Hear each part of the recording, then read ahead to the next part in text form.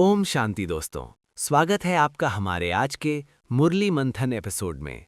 आज तारीख है 9 फरवरी 2026 और आज की मुरली का वाइब बहुत ही अलग है। आज बाबा ने एक बहुत ही गुहिया राज खोला है। मैं हूं आपका होस्ट आदित्य। और मैं हूँ रिया। ओम शांति आदित्य। और हमारे सभी सुनने वाले भाई बहनों को ओम शांति। आदित्य, तुमने सही कहा, आज बाबा ने बाप दादा के रिश्ते को बहुत ही क्लियरली समझाया है। हाँ रिया, मुरली की शुरुआत ही एक प्रश्न से हुई। बाबा ने पूछा, पहले पहले तुम्हें सभी को कौन सा एक गुहिया राज समझाना चाहिए? और जवाब था बाप दादा का। हम अक्सर बाप दादा एक साथ बोलते हैं, लेकिन आज बाबा ने दोनों को अलग अलग करके समझाया। शिव की आत्मा भी इसमें है, ब्रह्मा की आत्मा भी है, मतलब एक बॉडी में दो सोल। ये कॉन्सेप्ट थोड़ा भारी है रिया। भारी है लेकिन बहुत लॉजिकल है।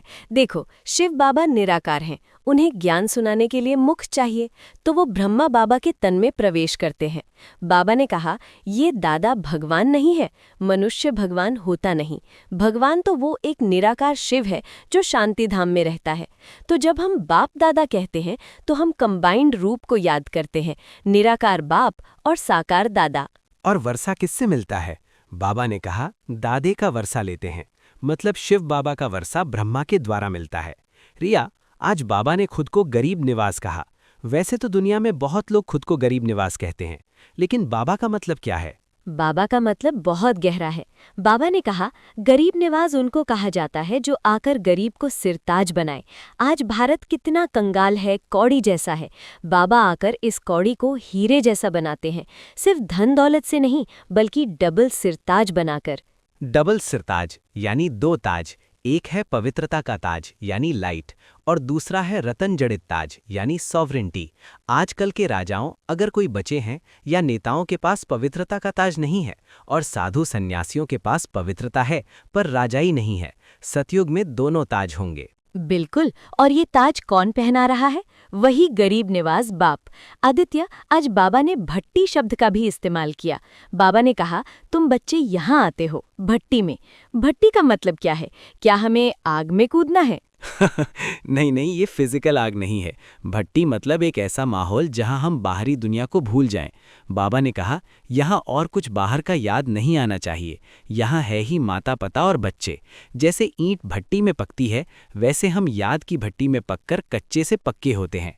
यहाँ शूद्र संप्रदाय है नहीं, मतलब यहाँ कोई नेगेटिव वाइब्रेशन नहीं है। सही कहा। और भट्टी में पकने के लिए सोने का बर्तन चाहिए। बाबा ने कहा, ये पढ़ाई बहुत ऊंची है, इसमें सोने का बर्तन चाहिए। बुद्धि रूपी बर्तन अगर सोने का यानी शुद्ध होगा तभी ज्ञान टिकेगा। अगर याद भूलते हैं तो बर्तन फिर से लोहे का बन जाता है। तो हमें अपनी बुद्धि को गोल्डन बनाना है। याद भूलने से लोहे का बर्तन बन जाते हो, ये लाइन तो नोट करने वाली है। रिया, आज बाबा ने कन्वर्जन की बात भी की। बाबा ने कहा, हिंदू धर्म वाले बहुत कन्वर्ट हो गए हैं। असल में हम सब आदि सनातन देवी देवता धर्म के थे। हमने ही 84 जन्म लिए हैं। बाबा ने कहा, तुम देवी देवताओं का असुल कर्म श्रेष्ठ था, तुम पवित्र प्रवृत्ति मार्ग वाले थे। अब हम पतित प्रवृत्ति वाले हो गए हैं। हाँ, और इसी पतित प्रवृत्ति के कारण भारत कंगाल हुआ। बाबा ने कहा, सोने में खाद पड़ने से काला हो जाता है। हम आत्माएं असली सोना है, गोल्ड, लेकिन विकारों की खाद पड़ गई है। अब बाबा योग की अग्नि से वो खाद निकाल रहे हैं। हमें फिर से श्याम से सुंदर बनना है। श्याम से सुंदर यानी कृष्ण की तरह। वैसे कृष्ण का नाम लिया तो याद आया, बाबा ने आज कृष्ण और नारायण के बीच का कंफ्यूजन भी दूर किया। लोग कहते हैं सतयुग में कृष्ण का राज्य था। बाबा ने क्लैरिफाई किया, श्री कृष्ण के बदले श्री नारायण का नाम ले लेते हैं, क्योंकि श्री कृष्ण है सुंदर, सबसे प्यारा बच्चा। लेकिन राज्य तो बड़ों का होता है, लक्ष्मी नारायण का, बच्चे का नहीं। और श्री कृष्ण और राधे अलग अलग राजधानी के थे। स्वयंवर के बाद वो लक्ष्मी नारायण बने। ये ज्ञान सिर्फ बाबा ही दे सकते हैं। आदित्य, आज बाबा ने विनाश की भी बात की। तैयारी सब कर रहे हैं, कितने बॉम्ब्स बनाते हैं। बाबा ने कहा, सारे भंबोर को आग लगेगी। भंबोर मतलब ये पूरी पुरानी दुनिया, लेकिन ये डरावना नहीं है, क्योंकि इसके बाद ही नई दुनिया यानी सतयुग आएगी। बॉम्ब्स में आग भी भरते हैं, मूसलधार बरसात, अर्थक्वेक्स, ये सब सफाई अभियान है। बाबा ने कहा, रावण राज्य मुर्दाबाद हो, राम राज्य जिंदाबाद। तो हमें विनाश से डरना नहीं है, बल्कि अपनी तैयारी करनी है। और तैयारी क्या है? पवित्रता। जी, बाबा ने कहा, ये अंतिम जन्म पवित्र बनो, काम चिता पर नहीं चढ़ो। 63 जन्म हम पतित रहे, विकारों में रहे, अब सिर्फ एक जन्म पवित्र रहने का चैलेंज है। बाबा ने कहा, मरना तो सबको है, ये अंतिम जन्म है, तो क्यों ना पवित्र बनकर मरे, ताकि अगला जन्म हीरे जवाहरातों की दुनिया में मिले। काम चिता पर चढ़कर काले बन गए, अब ज्ञान चिता पर बैठो। ये कॉन्ट्रास्ट बहुत पावरफुल है। रिया, आज बाबा ने आशिक और माशुक का उदाहरण दिया। बाबा माशुक है और हम सब आत्माएं आशिक। भक्ति में तो सब याद करते हैं, लेकिन अब माशुक खुद आया है, तो सगाई हो गई है। अब बुद्धि और कहीं नहीं जानी चाहिए। जैसे कन्या की सगाई होने से फिर एक दो को याद करते रहते हैं, हमें भी चलते फिरते काम करते हुए अपने साजन बाबा को याद करना है। इसी याद से खाद निकलेगी। आदित्य, अब आते हैं आज के वरदान पर। आज का वरदान बहुत ही प्रैक्टिकल है हमारे रिश्तों के लिए। हाँ, वरदान है आपस में एक दो की विशेषता देखने और वर्णन करने वाले श्रेष्ठता संपन्न होली हंस भवा।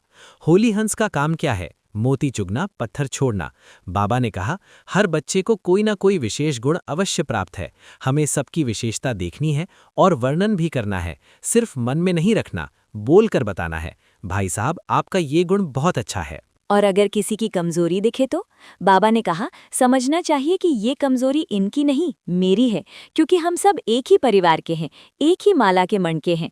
जैसे हम अपनी कमजोरी छिपाते हैं, वैसे दूसरों की कमजोरी को भी प्रसिद्ध नहीं करना है। यही सच्चे होली हंस की निशानी है। कमजोरी इनकी नहीं, मेरी है। ये एटीट्यूड आ जाए तो गॉसिप ही खत्म हो जाए। और स्लोगन है, समय को बचाने वाले तीव्र पुरुषार्थी ही सदा विजयी हैं। टाइम वेस्ट नहीं करना है। और अंत में अव्यक्त इशारा। आज फिर एकता पर बात हुई है। बाबा ने माला का उदाहरण दिया। हाँ, माला में दाने अलग अलग होते हैं, लेकिन धागा एक होता है। बाबा ने कहा, जब एक मत एक ही की लगन में एक रस स्थिति वाले एक दिखाई देंगे, तभी माला में पिरोए जाएंगे। अगर हमारी दो मतें हैं, तो हम 108 की माला में नहीं आ सकते, फिर हम 16,000 की माला यानी प्रजा माला में चले जाएंगे। 16,000 की माला मतलब सेकंड ग्रेड, हमें फर्स्ट ग्रेड में आना है, तो एकता रखनी पड़ेगी। तो रिया, अगर हम आज की मुरली को समराइज करें तो हमारे टेकअवेज क्या होंगे? बाप दादा का राज, शिव और ब्रह्मा का कंबाइंड रूप और रोल समझो।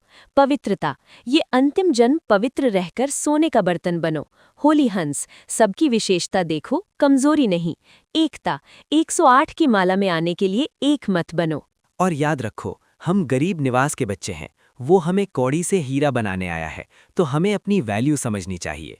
दोस्तों, आज की मुरली ने हमें हमारी रॉयल्टी याद दिलाई है। समय कम है और काम महान है, इसलिए तीव्र पुरुषार्थी बनकर समय को सफल करें। शुक्रिया रिया, आज के इस वंडरफुल डिस्कशन के लिए। शुक्रिया आदित्य, और शुक्रिया बाबा का।